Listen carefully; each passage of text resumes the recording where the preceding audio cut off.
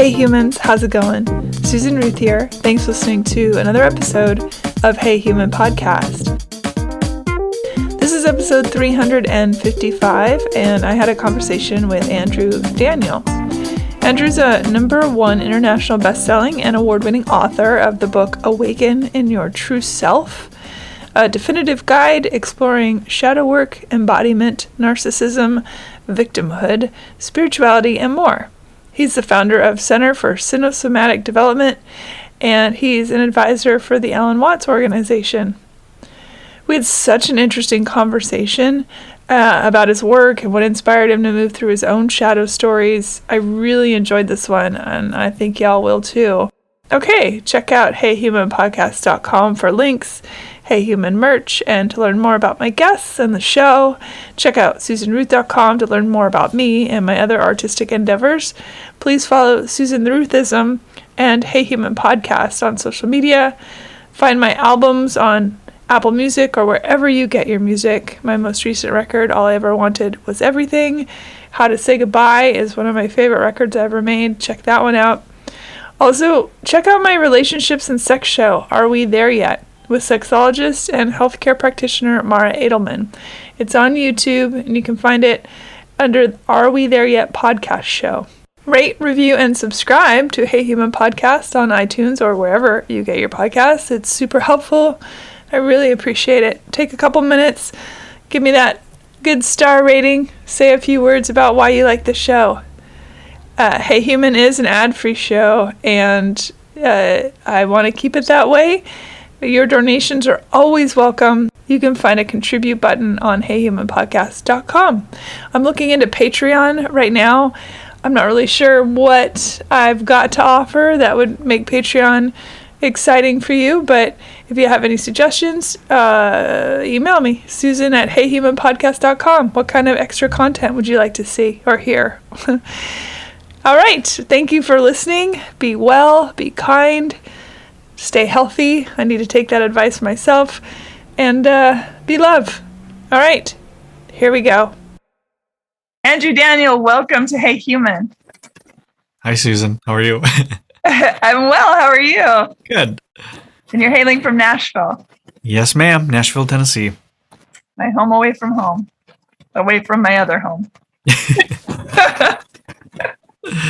How long have you been in Nashville? 2 years. Oh, you're a newbie. Yeah, I am. Where'd you come from? Well, I was born in Bakersfield, California.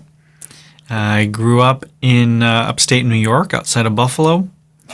And then I also lived down in Orange County in LA. I was living in Europe for about a year, in London and Italy during the pandemic. And so I just moved here about 2 years ago. But you went from Bakersfield, California to Buffalo, New York. Talk about hot and cold extremes. Yeah, I was 5 years old. I didn't really have much of a choice. Sure. Is your family a close family growing up? I have a separate father, my biological father versus my stepfather. So I'm about 12 and 15 years apart from my younger siblings. Oh, wow. So didn't grow up with them, but are you close now? Ish. There's a pretty big generation gap. We're not apart, but they're just graduating school and getting on with their life. They're in their early 20s, just starting, so they got a whole life. They don't necessarily want to talk to some old man like me every day. Well, sometimes the siblings look to the older siblings for advice or what not to do if they've screwed up their lives. Yeah, yeah. So it's nice. Yeah, we there's no problems anywhere, but we've been a very independent family. Everybody's kind of been doing their own thing, and it's good. Did the moving around a lot as a child facilitate you being more extroverted or more introverted? Well, I think the thing that probably had the biggest effect was being bullied as a little kid, and that made me more introverted. And I got, read a lot of books. I got into computers and video games and all of this stuff. So I love people, and I still do.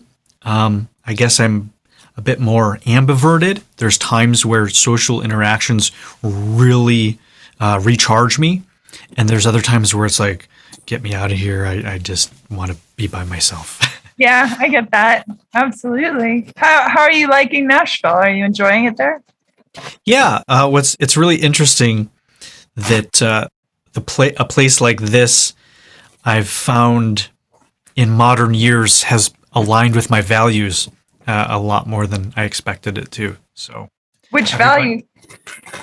Freedom, medical freedom, that kind of thing. What do you mean by medical freedom? The unspeakable disease from an unspeakable place that just shut down the world. So you're specifically meaning the freedom from having to get it vaccinated? Yeah, and just the whole kind of tyranny of what has been happening. So, well, okay, so you bring up, this is an excellent time for me to ask somebody who believes that the government shouldn't tell us what to do with our bodies. Where do you fall on the pro-choice, pro-life debate? It's I don't get pregnant. It's not something that I've really made stands for or against. But you're a guy who can get people pregnant. Yeah. I certainly, I think that's a whole can of worms. It's one of those balances of right versus right. And so there's some things in life that tend to be the things that we find most political that you can look at both sides and say, you know what, that's a valid point. And so I don't have an answer. I think there's times where there's a lot of good points and reasons for one and a lot of good points and reasons for the other. Did you feel that about vaccines too? Well, yeah, I think if people want to do it, they should have the right to do it. And if they don't, then they don't. Yeah, that's body autonomy. Yeah. Yeah. So that's what I was trying to get at, to see if I always find what's interesting about that debate.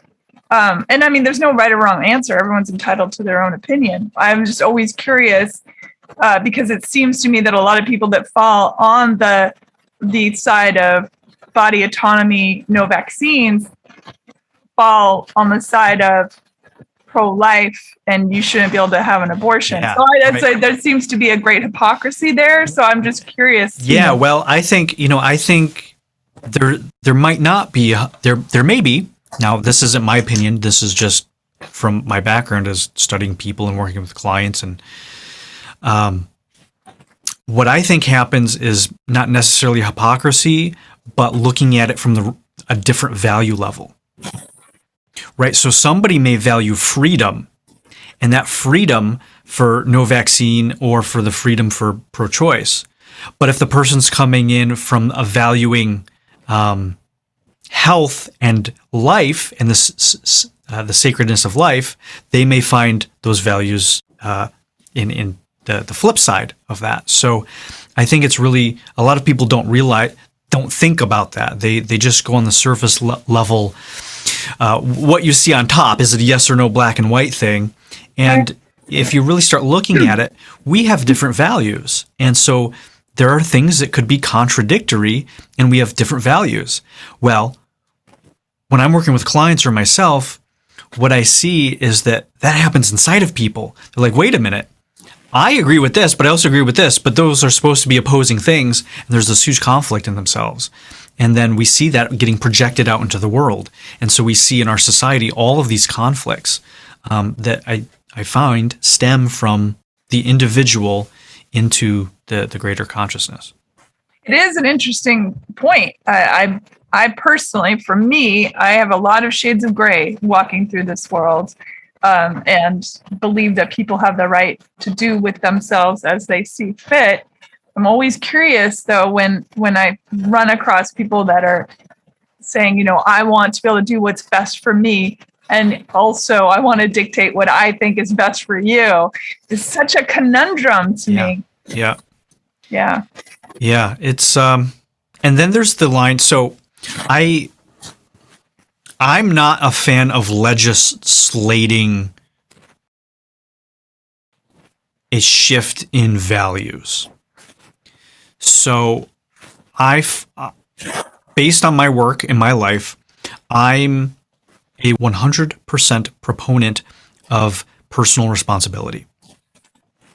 And so when we take, full responsibility of our life and our actions, things tend to work better for everybody. When you start trying to control other people or dictate how they should feel, think, believe through legislation, through a gun, because that's really what it is, through a gun, then you get into some hairy situations. And then you say, well, there probably should be things that are legislated with guns, such as, not killing people. And, so this can ironically. Yeah, right. Exactly. So it's a big thing. I'm not smart enough to have all of the answers to that. My expertise comes in when I work with individual people in helping them have a more, a better life. And so when they're more honest and integrity and congruent and not being a victim, not being narcissistic, not being trapped in fear and control, they tend to make better choices for themselves and for other people. Tell me what is your title? Like, what is your thing that you do in this world? Well, you know what I mean? Like, yeah. So I've had a few. I've been an entrepreneur. I've had a software company. I still am an entrepreneur. So I had a software company I started it when I was 18. Now I suppose my title would be author. So I mean, you could add some fanciness to that. You could add some bestselling and award-winning things to that, but really just a writer and an author. And I also would say something like healer, facilitator, advisor, something like that, where I facilitate healing and transformation in other people. So a teaching, writing component, and also a teaching, clinical, actually working with people component. You said that you were bullied as a child. What do you think it was about you that allowed you to grow up and instead of being a narcissist, assuming you're not one? I was. Oh, you were a narcissist. Yeah. Well, I don't like the clinical kind of definitions. As you saw in my book, my idea of narcissism is very different. So I was certainly doing a lot of narcissistic things. Just to explain to the people listening, I think that when you are bullied or abused as a child, narcissism becomes a bubble of protection. It's a way for people to protect themselves as they move through the outside world. And it certainly gets vilified because it tends to end up hurting folks a lot of times, not always, but a lot of times. Well, one of the things about that narcissism, I really like the point you bring up. And what I realized is, the narcissists are basically trying to find a way to meet their needs without vulnerability, which means not getting hurt. And so they start objectifying people and using people to get those needs met somehow, but without having to be vulnerable, without actually having intimacy and all of the risks and rejection and the pain and the hurt from there. So that's one aspect of it. And then there's more of a spiritual aspect about building up an image and living life through an image rather than our true self. So those are kind of like the two parts of narcissism that I work with. Talk about how that switch was flipped for you. Yeah, so let me answer that first question, about what caused it. So I had warts on my hands. So I basically just had warts on my fingers, and that's kind of what started it. Started the bullying, you mean? Yeah, the bullying, yeah. What about the narcissism, that I didn't end up that way, or? Well, I had said, assuming you're not a narcissist now, and you said I was, so I'm curious what flipped, that's a great answer, what flipped the switch for you to go from someone who operated in the world from that lens versus now as a person who's operating away from that lens? Well, it's the work that I'm doing now, the work that I facilitate, which is based in basically feedback, basically healing of, I was able to see myself on video.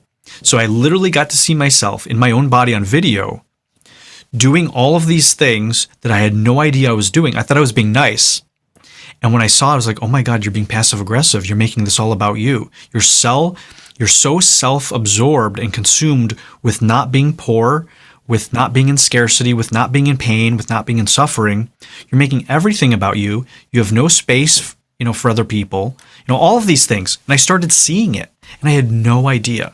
So it wasn't your typical like narcissistic personality disorder thing, but it were these narcissistic behaviors and qualities that we just talked about that I had no idea I was doing. And so I was homeless twice.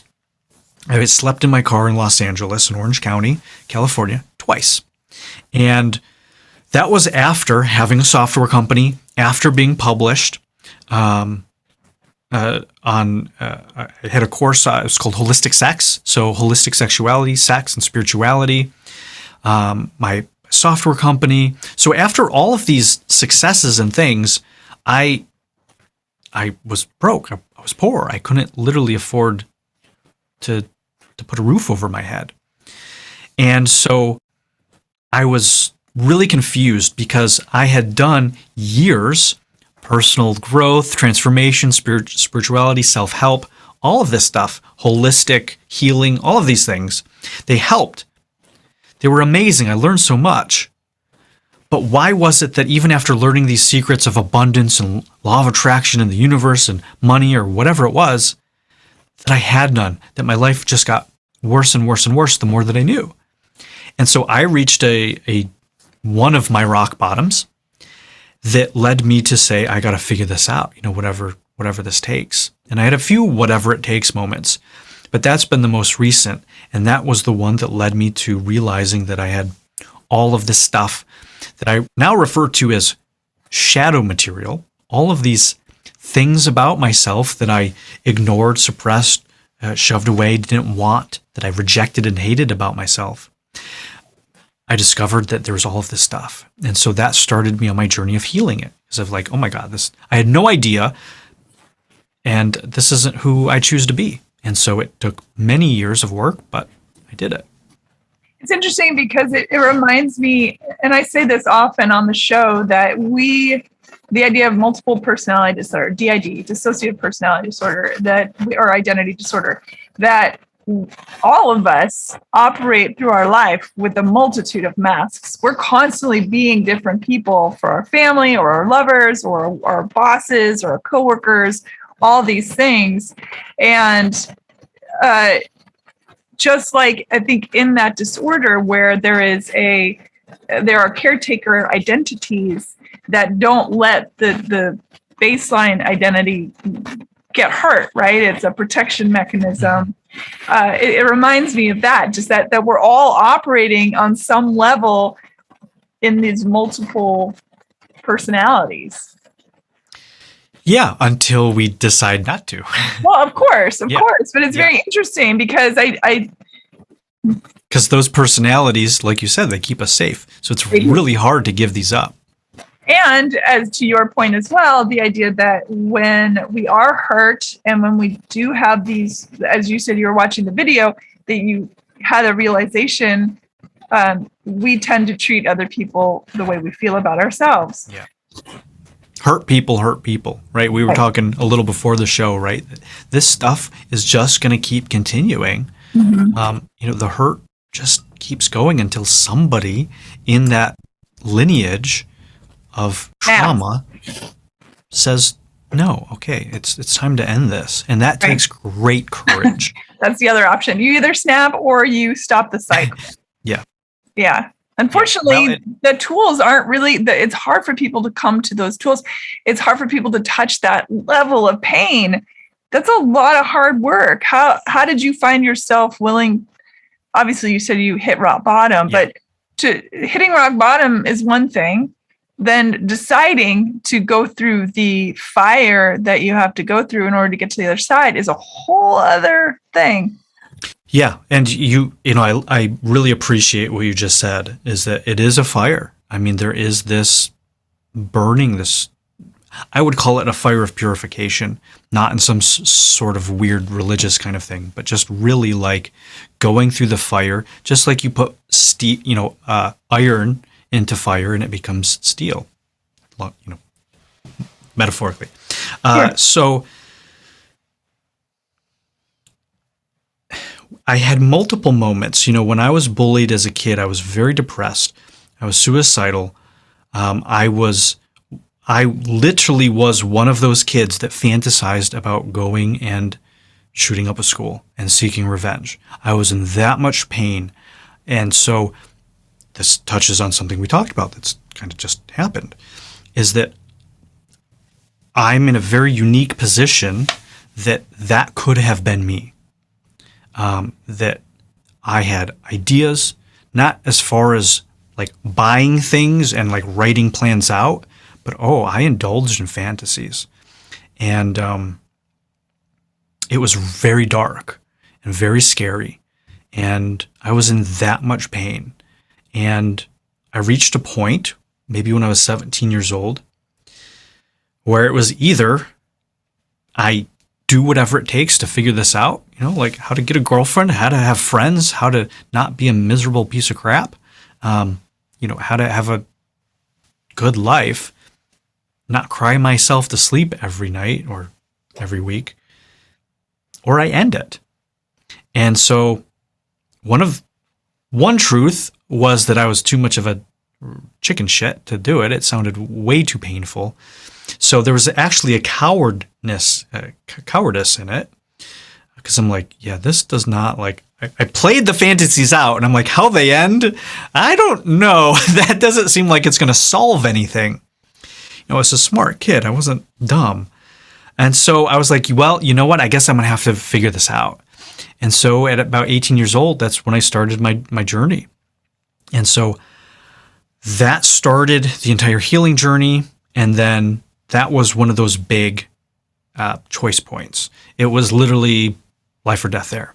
Now, this more recent choice that you just talked about, that again was life or death. And it really was. I saw my life. I saw how nothing was working.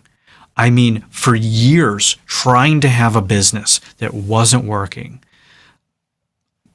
learning all of this stuff, spending tens of thousands of dollars on healing modalities, all of these things, and I was still stuck.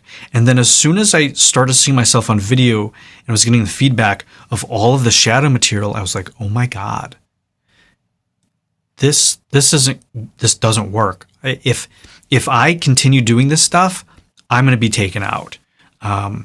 If I'm homeless on the street or sleeping in my car, someone jacks in, breaks in, stabs me, I end up doing drugs. I don't know what it was, but there was that sense that I figured this out or I die trying, because the other way is I'm going to die trying anyway. So it was really that extreme for me. And so that was one element. The other element was more of a, I guess, positive, empowering one, was this pull, was the sense that I was destined for something greater, that I had really something important to do in my life. And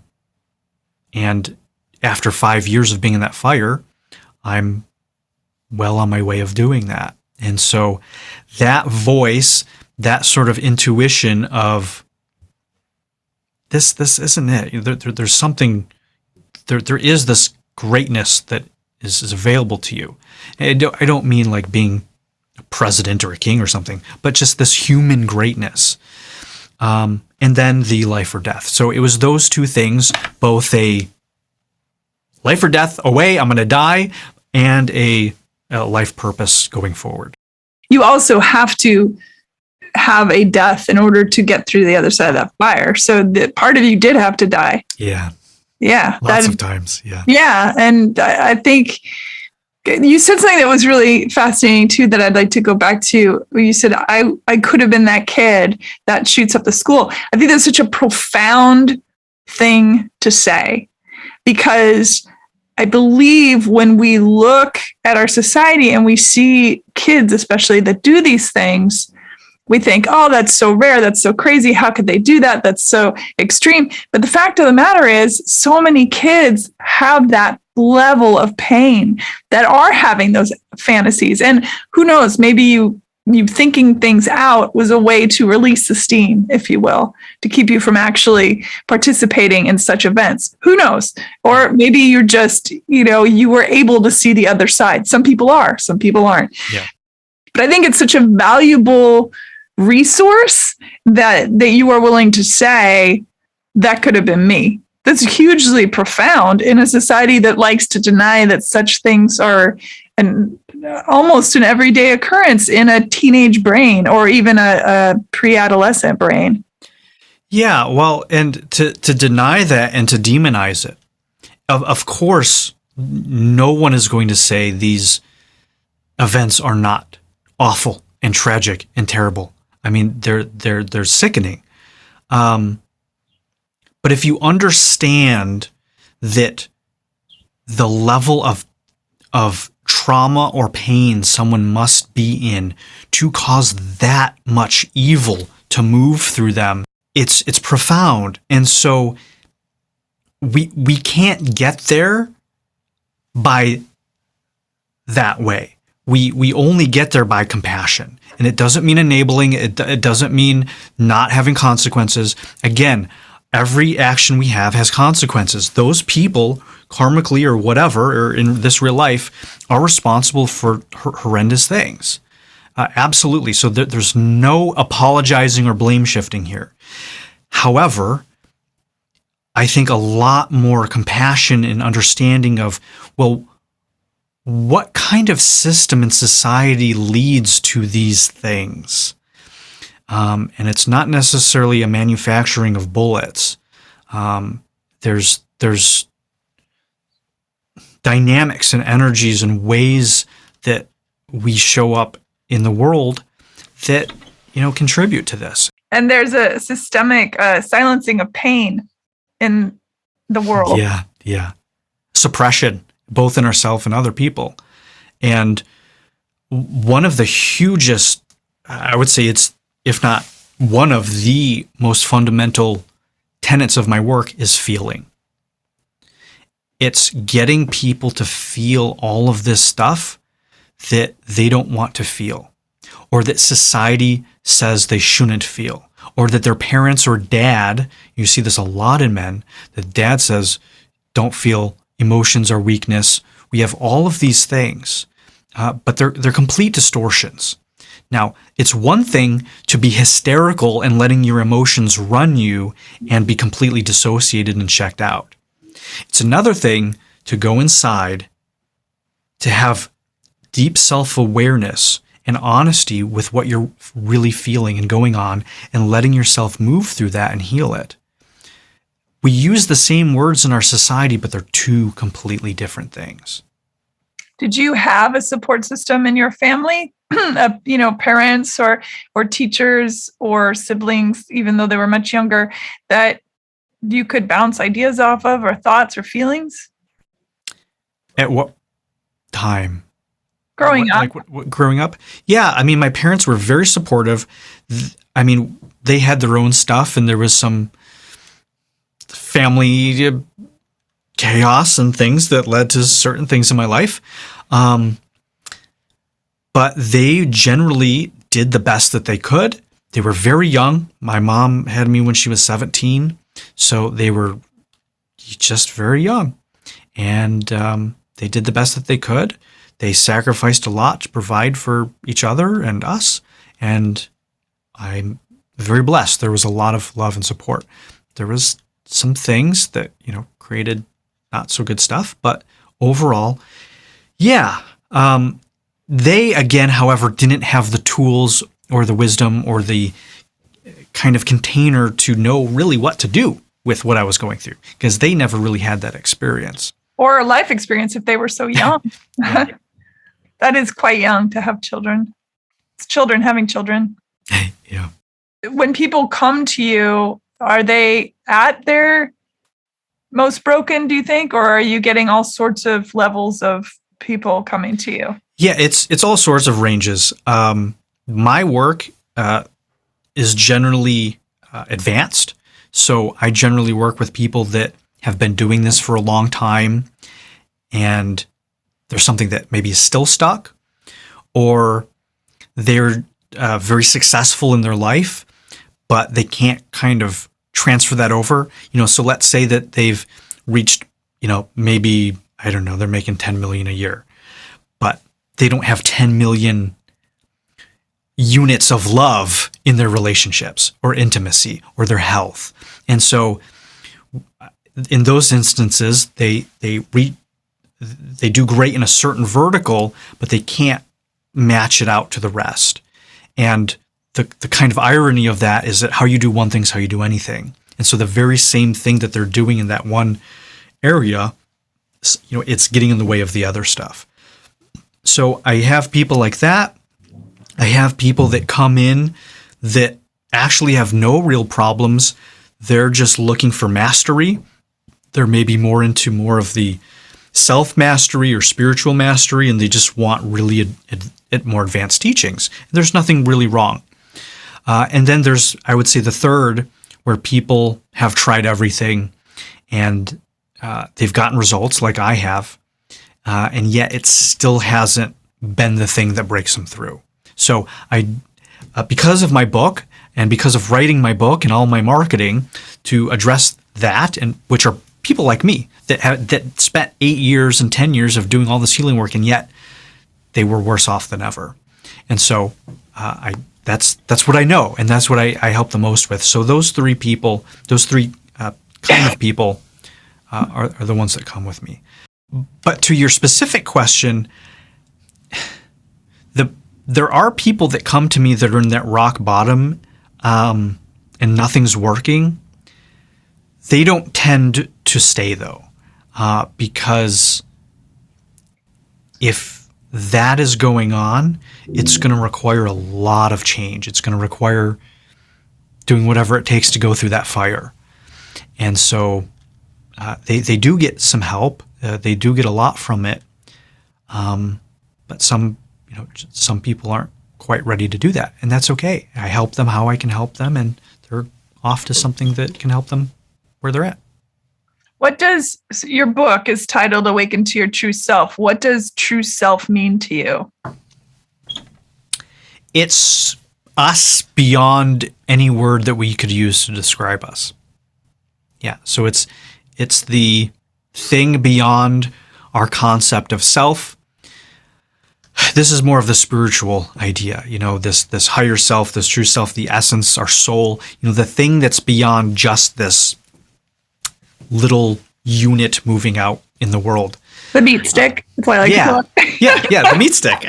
Slightly grotesque, but it's also highly accurate. Yeah, we're just a tube moving through the universe. Yeah, well, it is a tube. I mean, that's what we're doing. We're transmuting all of these other forms of consciousness through eating. We're just a digestive tube that has legs and arms and eyes. They say that, this is just a little fun side note, but they say that the eyes, evolutionary speaking, are really just an extension of the digestive system. Like everything from that one cell amoeba or whatever it is just optimized to consume more and to have higher odds of all of those. And then that can get into maybe more esoteric stuff of where that goes, like why, what's the whole point? Anyway. Well, you are what you consume, right? Whether you're seeing it, hearing it, tasting it. Eating it, yep. Mm-hmm. Yeah, you are what you eat. It's not just food. That's right. The people that you work with that are really kicking ass in their life, that have done, they're at the top of their game, but do feel so empty, the God-shaped hole, nothing. It's an infinite space. It's not religious. It's just this infinite space that is very hard to fill in. Do you find that much of it comes from a generational trauma, or do you see it more that it's within a person's singular lifetime? On average, what do you see more of? Well, we do work with people where we actually see these genetic stories play out through the movement.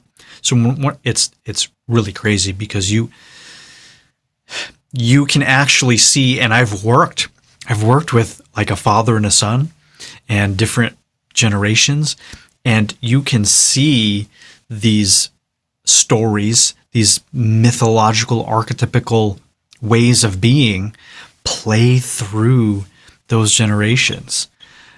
So that's very real. It's very potent and active.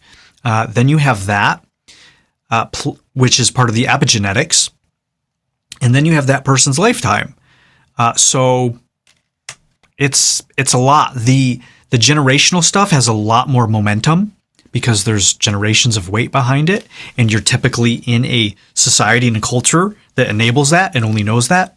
So it's like things, like a lot of health stuff. A lot of health stuff is just simply the environment you're in. If you grew up and you don't know that all of these kind of junk foods are bad for you, you just don't know that. It's not even in your awareness. You're not making bad choices. That's just what you know. And so there's things like just how we show up in the world, how we see the world, our belief systems, how we feel about things. All of this stuff we're sponges. So as kids, that's why there's a lot of work in therapy that's done around childhood, because we're just absorbing all of this stuff. And it's really great to learn really quick, but there's no discernment. And you might not necessarily be inheriting the best life strategies and ways of being. What is the work that you do with, so I know you work with the Alan Watts Foundation or organization. Yeah. I love Alan Watts. Who doesn't love Alan Watts? What is is it Cinesomatic? Am I saying that right? Yeah, Cinesomatic, like somatics, and cine, like cinema. Cinesomatic. Yeah, so as I mentioned earlier, one of the things that helped me break through was this video I told you about. I got to see myself on video. So Cinesomatics, it comes from two words, cine, which cinema, about video. Also, it has roots in Greek of kina, which is movement. And then we have somatics, which is of the body, soma. And so it's basically what we do is that we film people moving in their body, then we play that video back and show them for themselves. They get to see it in their own body on video, all of the subconscious stories, limiting beliefs, emotions, patterns, blocks, archetypes that run their life, but not by talking about it and just thinking, but by literally moving in the body and seeing it in the body. So it's a very advanced, it's a cutting edge. You could call it a therapeutic healing modality. There's philosophy to it. There's learning different ways of being. So that's it in a nutshell. It reminds me of, obviously it's different than this, but it reminds me of some therapy work I've done where movement is actually part of the therapy. You talk about an event while your body is moving and it helps to release it out of you. Yeah. I imagine watching themselves on video has got to be all kinds of uncomfortable as well. Yeah, it's very confronting because you're literally looking at all of the stuff you've spent decades of your life trying not to look at. I have a common thing amongst my guests, and that when I send them their episodes, and then I check back around in a couple weeks to let them know how the show is doing and, people's feedbacks, that kind of thing. And I say, oh, did you listen? And I would say 80% of the time, the response is, oh, I can't stand the sound of my own voice. I don't ever listen to it. And I think it's along that same line. It is pretty standard for people to have a large amount of self-loathing for the way they sound or look or move through the world. So you want to know some cool things here. One, there's the obvious. If our voice sounds different because of our ears, so there is that component of our sound of our own voice does sound weird. So you have something there. But when you talk about the self-loathing, the same thing that we find on video, we find in audio. So when people hear their voice, why they don't like it is because of all of the shadow material found in it. So their judgments, their insecurities, their all of these things that they don't like about themselves comes through in their voice. But there's also all of these wonderful things about themselves that come through their voice, but they don't want to look at that. And so you also see their orientation to life. And so how you do one thing is how you do anything. So the way that you speak, the way that you move, the way that you show up at work, the way you show up in the bedroom, the way you show up anywhere in life, somehow in some way correlates to the way you do that elsewhere. And so that's the foundational reason why the movement works, why listening to your voice works, why seeing yourself on video works, is because, there's no escape. You can't escape from yourself. You're there and you're everywhere. Everywhere you go, there you are. Yeah, exactly. Let's talk about sex, baby. All right, let's cover sex now. How is sex a part of your helping people to expand themselves? Well, it was the first thing I decided to teach. I published a course, 9 years ago. It's a long time ago, and you see me now, so I was pretty young. You look young. You have a very young face. And so I published this course, it was called Holistic Sex, Merging the Dirty and the Divine. So it was the idea of we have this wonderful thing, sex, with also this wonderful thing, spirituality. In our modern world, they usually don't go together. There's huge conflicts. And I was like, wait a minute, this doesn't make any sense. There has to be a way to reconcile this schism.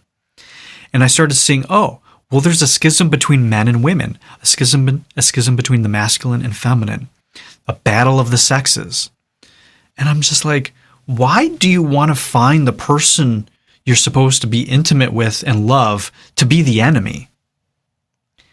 So there's all of these cultural presuppositions, these stereotypes, these completely distorted ways of understanding man and woman, feminine, masculine, or sexuality or spirituality.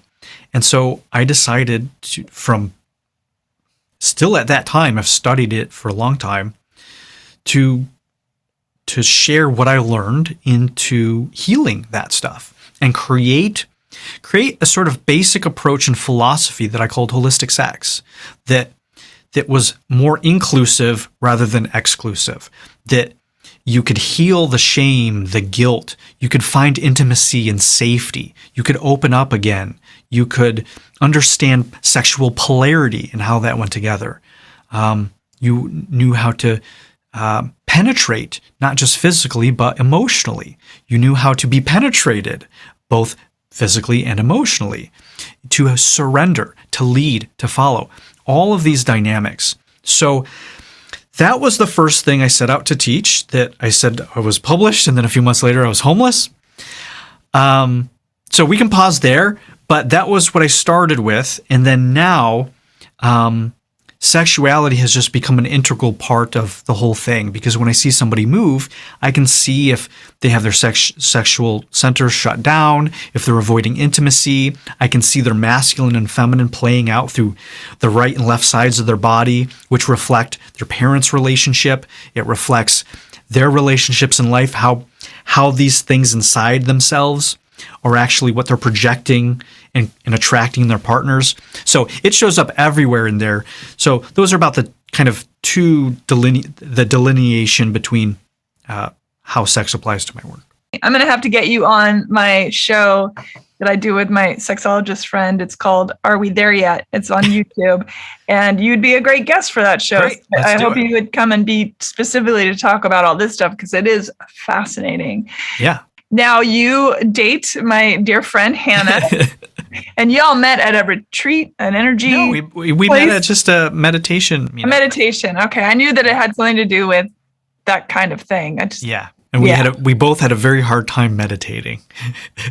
Because you were she described it to me as she was being distracted by some energy in the room, which I assume that's sort of how you felt as well. And I think I would love to talk. You don't have to be to give out intimate details about your relationship with Hannah, but I think it's a fascinating thing to talk about in general, about what that means as someone who is in touch. Because to your point, I think it is quite easy for people to be penetrated and to penetrate on the physical realm. Some people leave their bodies for it or whatnot, Yeah, exactly. but it's still easier than obviously the most difficult, which is the dropping of the walls and to be vulnerable. Some people have lifelong relationships with each other and are never vulnerable. Yeah.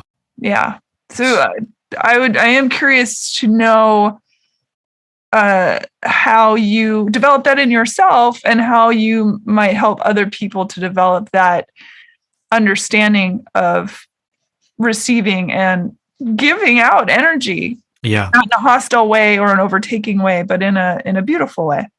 Yeah. Well, a bunch of points. I mean, this could be a whole conversation itself. I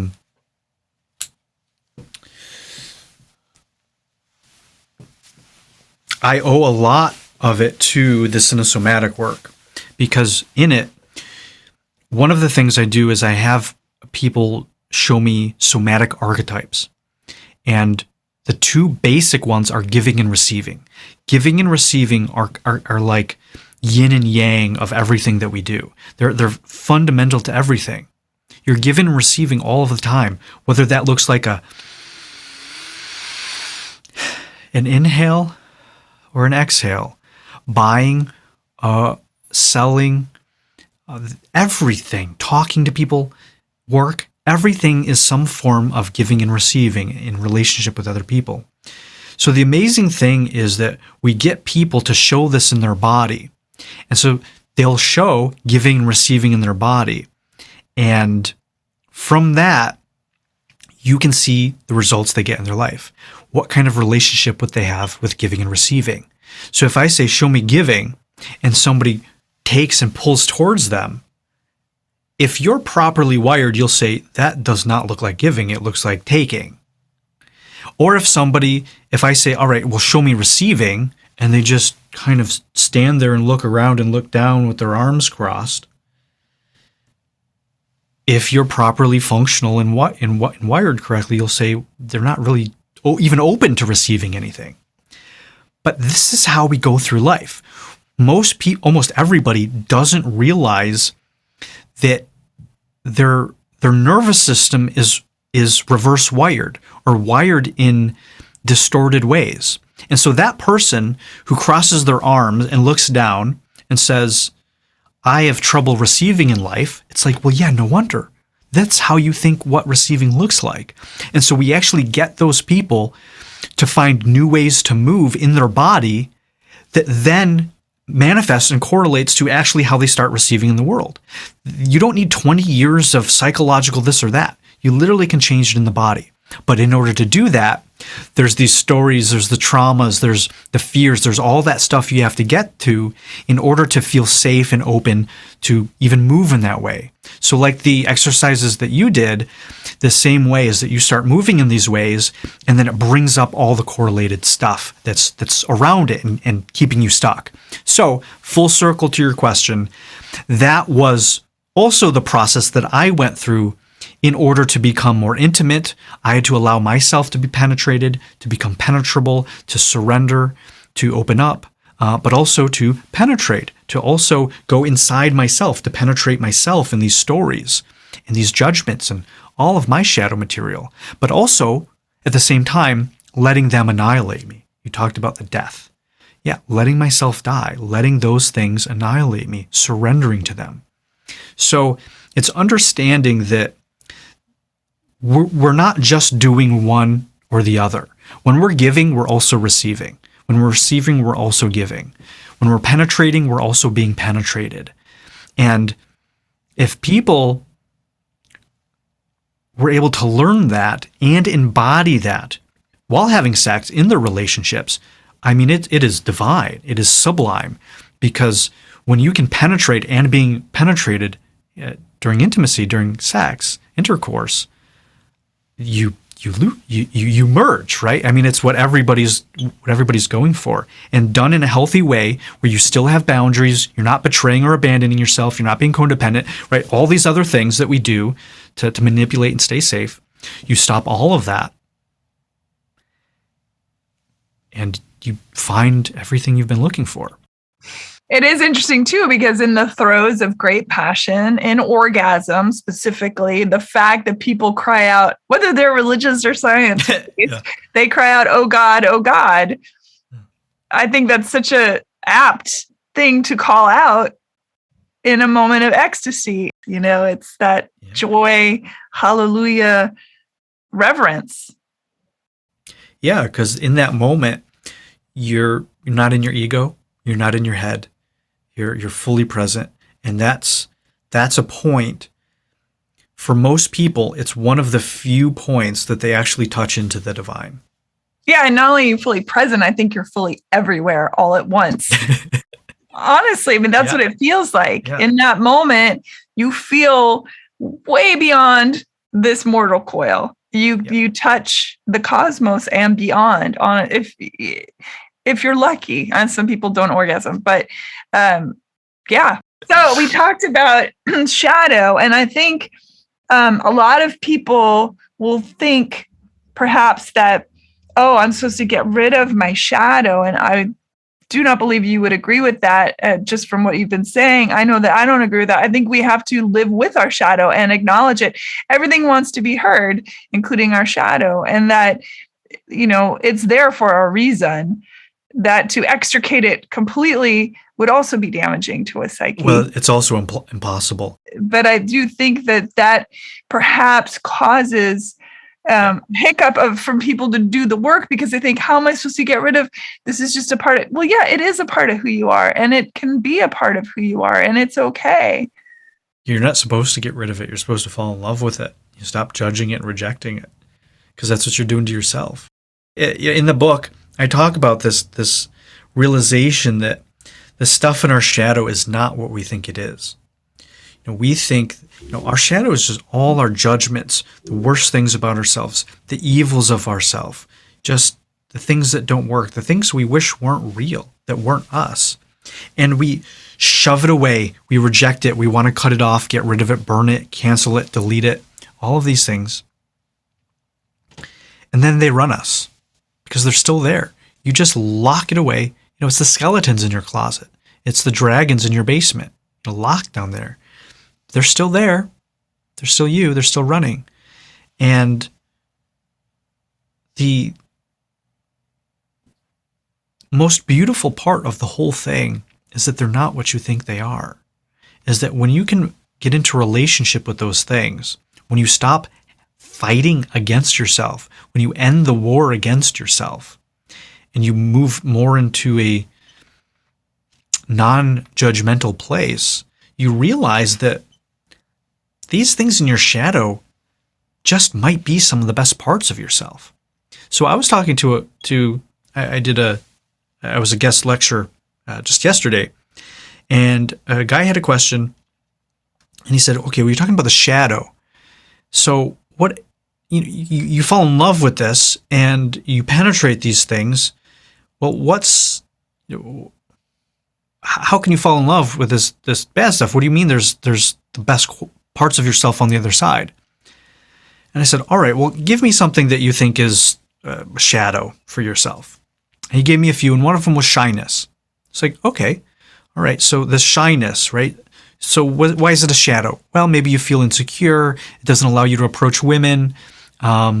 You feel whatever. So it's something that he didn't want to be and rejected in himself. And I said, okay, well, go into that shyness right now. You know, what does that feel like? What does that look like? How does that show up in your life? And I watched him go into it. And do you know what I saw? I saw sweetness. And so that person, this whole time, had a war against this shyness. It was a shadow aspect. But if he was willing to own the shyness, now there is an aspect of shyness where you're maybe playing small and not showing up fully, and that's certainly something that you can change if you'd like.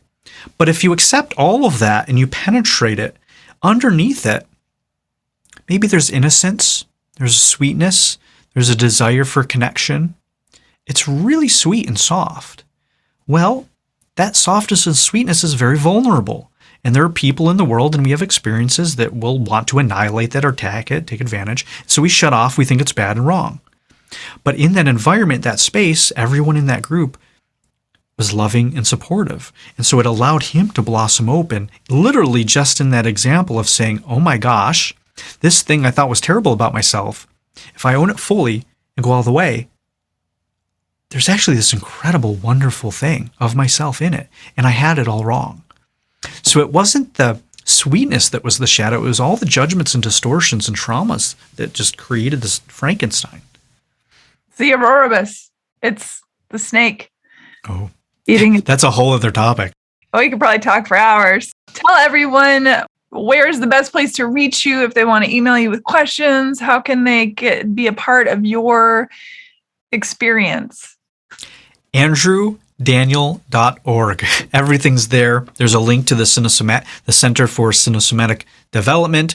There you can learn about the embodiment video movement feedback. There's some examples. They're a few years old, but they'll still give you an idea of what it is I've been talking about. There's also information and links to buy my book. It's on Amazon and everywhere else. So AndrewDaniel.org. Great. I really appreciate your time. I would very much like you to come beyond. Yeah, let's do it. Yeah, absolutely.